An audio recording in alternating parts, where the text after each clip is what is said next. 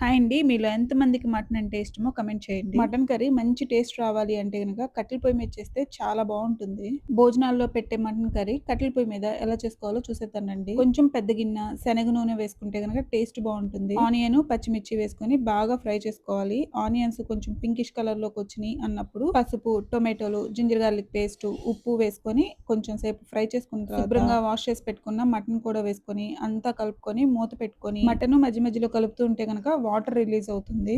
ఇలా మధ్య మధ్యలో కలుపుతూ ఉండాలి. ఈ లోపు ఒక పేస్ట్ అయితే ప్రిపేర్ చేసుకోవాలండి. ఎండు కొబ్బరి, గసగసాలు, వాటర్ మెలన్ సీడ్స్ ఇవి వాటర్‌లో వేసుకొని బాగా ఫైన్ పేస్ట్ చేసుకోవాలి. ఇప్పుడు కూరలో కారం, కొత్తిమీర, గరం మసాలా ఆల్రెడీ పేస్ట్ చేసి పెట్టుకున్న మసాలా పేస్ట్ అన్నీ వేసుకొని హాట్ వాటర్ వేసుకోవాలండి. ఒక చిన్న టిప్ అండి. మటన్ గనక ముదురుదైతే గనక ఒక చిన్న బెల్లం ముక్కేస్తే గనక త్వరగా ఉడికిపోతుంది. కూరంతా ఉడికిపోయి దగ్గరకొచ్చిన తర్వాత లాస్ట్‌లో కొంచెం గరం మసాలా యాడ్ చేసుకొని దించేసుకోవటమే. అంతే అండి. కట్టెల పొయ్యి మీద మటన్ కర్రీ అయితే రెడీ అయిపోయింది. నచ్చితే గనక ట్రై చేసి ఎలా వచ్చిందో కామెంట్ చేయండి. బాయ్.